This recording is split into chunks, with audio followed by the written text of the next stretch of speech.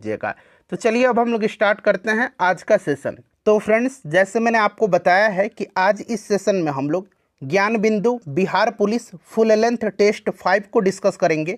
और देखिए, इससे पहले मैंने आपको टेस्ट 1 से लेकर के 4 तक को पूरी डिटेल में एक्सप्लेनेशन के साथ कवर कराया हुआ है। तो अगर आपने नहीं देखा है तो जाकर के देख लीजिएगा, लिंक डिस्क्रिप्शन बॉक्स में आपको मिल जाएगा। चलिए स्टार्ट करते हैं आज का सेशन। एक बार सभी लोग प्लीज़ पहले सेशन को लाइक कर दीजिए। थोड़ा सा मैं जूम कर देता हूं ताकि प्रश्न जो है आपको और स्पष्ट रूप से दिखाई दे। आज के सेशन का पहला प्रश्न पढ़ेंगे कि वर्ष 2015 में किसने वर्ष 2030 के लिए धारणीय विकास के लक्ष्य निर्धारित किए थे। अगर आप आंसर पहले से जानते हैं फ्रेंड्स तो आंसर कमेंट करते चलिए, इससे आपका रिवीजन होते चलेगा।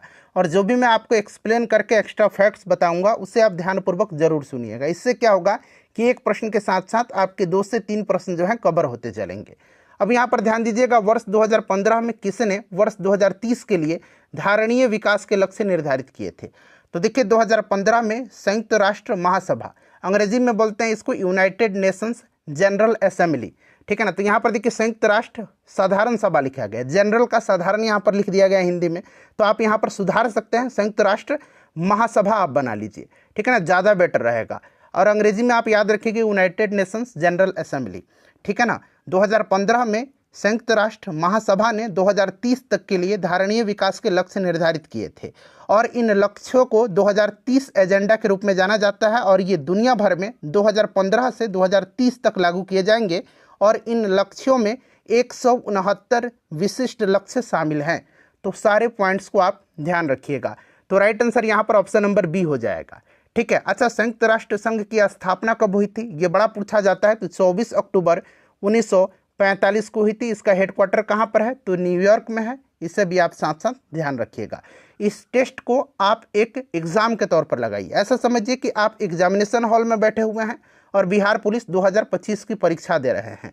और ईमानदारी पूर्वक सेशन के एंड में आप सभी लोग अपना अपना स्कोर जो है ज़रूर कमेंट करके बताइएगा। चलिए, दूसरा प्रश्न है कि निम्नलिखित में से कौन सा युग्म सही सुमेलित नहीं है। अब यहाँ प्रश्न को ध्यान से पढ़ना है आपको, सही सुमेलित नहीं है। चलिए एक एक करके देखते हैं। अच्छा, स्थानीय स्वशासन। तो देखिए फ्रेंड्स, स्थानीय स्वशासन की शुरुआत जो किया था ये लॉर्ड रिपन ने किया था। किसने किया था, लॉर्ड रिपन ने। लॉर्ड रिपन को भारत में स्थानीय स्वशासन का जनक माना जाता है, ठीक है ना। इसी के समय में 1881 में, ध्यान रखिएगा, इसी के समय में लॉर्ड रिपन के समय में 1881 में जो है सर्वप्रथम नियमित जनगणना करवाई गई थी, ठीक है ना फ्रेंड्स, ध्यान रखिएगा। और रिपन के समय में ही 1881 ईस्वी में प्रथम कारखाना अधिनियम लागू हुआ था। और रिपन के समय में ही शैक्षिक सुधारों के अंतर्गत विलियम हंटर की अध्यक्षता में एक आयोग गठित किया गया था, ठीक है ना। तो ये सारे पॉइंट्स आप याद रखिएगा। फ्लोरेंस नाइटिंगेल जो हैं, इन्होंने लॉर्ड रिपन को भारत के उद्धारक की संज्ञा दिया था। अगर पूछा जाए कि किसने भारत के उद्धारक की संज्ञा दिया था तो फ्लोरेंस नाइटिंगेल ने। किसको दिया था, तो लॉर्ड रिपन को दिया था। सारे पॉइंट्स ध्यान रखिएगा। तो कौन सा सही सुमेलित नहीं हो जाएगा, तो पहला ही ऑप्शन यहाँ पर हो जाएगा, ऑप्शन ए लॉर्ड लिटन नहीं होगा। कौन होगा, लॉर्ड रिपन होगा। अच्छा, लॉर्ड रिपन के बारे में आपने जान लिया, अब लॉर्ड लिटन के बारे में जान लीजिए।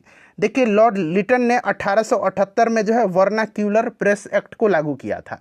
अगर पूछा जाएगा कि 1878 में किसने जो है वर्नाक्यूलर प्रेस एक्ट को लागू किया था, तो आपको याद रखना है लॉर्ड लिटन ने, ठीक है ना। अच्छा, सहायक संधि की शुरुआत वेलेज़ली ने किया था, सही है। राज्य अपहरण नीति, जिसको कि अंग्रेजी में डॉक्ट्रिन ऑफ लैप्स बोला जाता है, जिसको कि हिंदी में आपको व्यापगत का सिद्धांत बोला जाता है, राज्य अपहरण नीति, ये डलहौजी ने लागू किया था। तो ये बिल्कुल सही है। और अस्थायी बंदोबस्त जो है ये लॉर्ड कॉर्नवालिस के द्वारा शुरू किया गया था 1793 में, ये भी आप ध्यान रखिएगा। तो ये भी सही है। तो कौन सा सही सुमेलित नहीं है, तो ऑप्शन ए, ठीक है। चलिए उसके बाद देखिएगा कि भारत दुर्दशा और अंधेर नगरी दोनों नाटक किसके हैं, बताइए। भारत दुर्दशा और अंधेर नगरी, तो फ्रेंड्स ये भारतेंदु हरिश्चंद्र के हैं। ऑप्शन यहाँ पर ए राइट आंसर हो जाएगा, ठीक है ना। चलिए उसके बाद देखिएगा कि निम्नलिखित में से किस राज्य की सीमा चीन से जुड़ी हुई है, चीन से जुड़ी हुई है। तो देखिए, चीन के साथ भारत के 4 राज्य और एक केंद्र शासित प्रदेश। देखिए ये 4 राज्य कौन से हैं, तो ये आपके हिमाचल प्रदेश, उत्तराखंड, सिक्किम और अरुणाचल प्रदेश। तो देखिए यहाँ पर अरुणाचल प्रदेश दिया गया। और एक जो केंद्र शासित प्रदेश है ये आपका लद्दाख है, जो कि चीन के साथ सीमा साझा करता है, ठीक है। चलिए उसके बाद देखिएगा कौन सी ग्रैंड स्लैम टेनिस चैंपियनशिप घास के मैदान पर खेली जाती है। चलिए बताइए। और देखिए बिहार पुलिस का सारा प्रीवियस ईयर मैंने कवर कराया हुआ और मैंने प्लेलिस्ट भी बना दिया है। आप चैनल पर चले जाइए और प्लेलिस्ट ओपन करके सभी वीडियोज़ को देख लीजिएगा। कम समय में आपका बेहतरीन तैयारी हो जाएगा, ठीक है ना।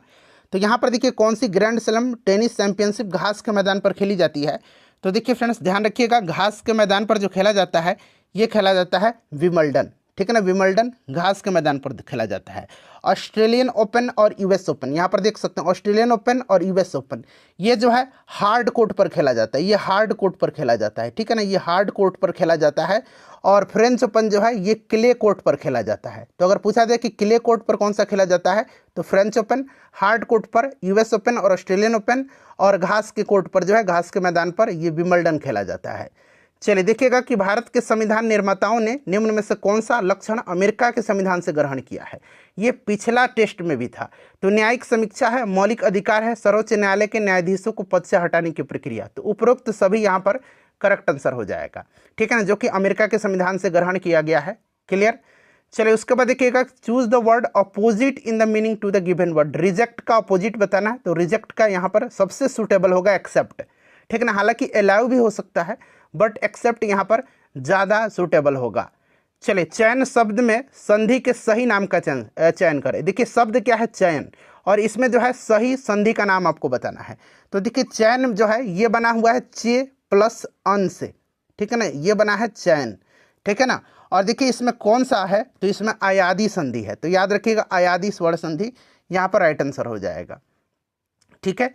चलिए उसके बाद देखिएगा कि तू डाल डाल मैं पात पात, लोकोक्ति का सही अर्थ आपको बताना है। तू डाल डाल मैं पात पात, तो देखिए इसका मतलब होता है चालाकी का जवाब चालाकी से देना, यानी कि एक से बढ़कर के एक चालाक होना। इसीलिए ऑप्शन ए यहाँ पर ज़्यादा सुटेबल आंसर है, ऑप्शन ए राइट आंसर होगा, ठीक है। चलिए उसके बाद देखिएगा कि प्राकृतिक गैस के बारे में निम्नलिखित में से कौन सा कथन असत्य है। गलत कथन यहाँ पर पूछा गया है। तो देखिए प्राकृतिक गैस जो होता है इसका उपयोग ईंधन के तौर पर किया जाता है, बिल्कुल ये करेक्ट है। यह गैसीय हाइड्रोकार्बन का मिश्रण है, ये भी राइट दिया गया है, ठीक है ना। उसके बाद बाकी ऑप्शन यहाँ पर देखिए, इसका उपयोग उर्वरक के निर्माण में किया जाता है, ये भी सही है। और ये CO तथा H2 का मिश्रण है, ये गलत है। ये जो होता है ये CO और H2 का मिश्रण नहीं होता है, ये जो होता है मुख्य रूप से जो है प्राकृतिक गैस मीथेन का मिश्रण होता है, जो कि एक हाइड्रोकार्बन होता है।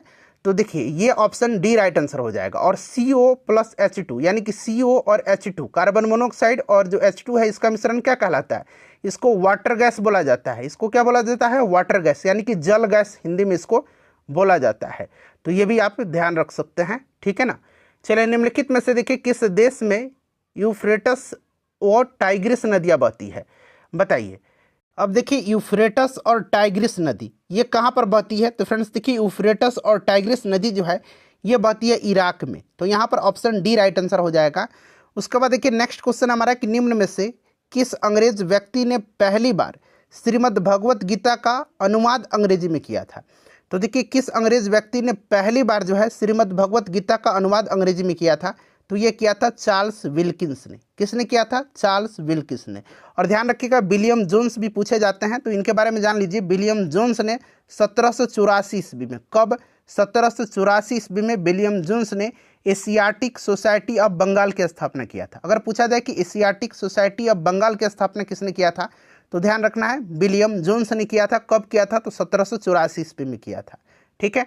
यहाँ पर ऑप्शन बी राइट आंसर हो जाएगा। किस अंग्रेज व्यक्ति ने पहली बार श्रीमद् भगवत गीता का अनुवाद अंग्रेजी में किया था, तो चार्ल्स विल्किंस ने। चले उसके बाद देखिएगा कि निम्नलिखित में से कौन सा नियम जो है गैसों से संबंधित नहीं है, यानी कि कौन सा नियम गैस से संबंधित नहीं है इसमें से। तो देखिए बॉयल का नियम है, चार्ल्स का नियम है, गे लुसाक का नियम भी है। फैराडे का नियम संबंधित नहीं है। फैराडे का नियम जो है ये विद्युत चुंबकीय प्रेरण से संबंधित है। तो यहाँ पर ऑप्शन डी राइट आंसर हो जाएगा, ये गैस से संबंधित नियम नहीं है। अब देखिए गे लुसाक का नियम जान लीजिएगा, इसको जो है गैसों के दबाव का नियम भी कहा जाता है। तो याद रखिएगा गैसों के दबाव का नियम कहा जाता है गे लुसाक का नियम को, तो जो कि गैस से संबंधित है। तो ऑप्शन डी राइट आंसर हो जाएगा। चलिए उसके बाद देखिएगा कि हार्मोन इंसुलिन का उत्पादन होता है।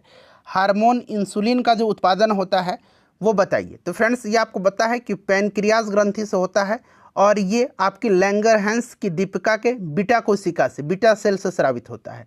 इसलिए ऑप्शन यहाँ पर बी राइट आंसर हो जाएगा, ठीक है। इंसुलिन चलिए उसके बाद देखिएगा कि बादल के गर्जन से पहले बिजली की चमक दिखाई पड़ती है, इसका कारण क्या है।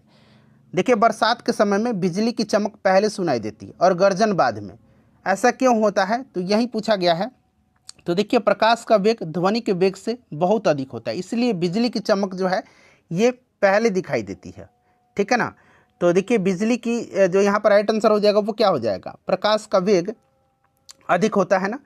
चलिए उसके बाद देखिएगा कि नीचे दिए गए 4 माध्यमों में उस माध्यम को पहचानिए जिससे होकर के ध्वनि तीव्रतम गति से यात्रा करती है। तो मैंने बताया था कि ध्वनि को गमन करने के लिए माध्यम की आवश्यकता होती है, ध्वनि निर्वात में गमन नहीं करती। अगर पूछा जाए कि ध्वनि का वेग निर्वात में कितना होगा, तो 0 होगा, 0 होगा, ध्यान रखिएगा। और ध्वनि का वेग सबसे अधिक जो होता है ना वो होता है ठोस में, फिर द्रव्य में, फिर गैस में। तो यहाँ पर देख सकते हैं लकड़ी राइट आंसर हो जाएगा, ठीक है।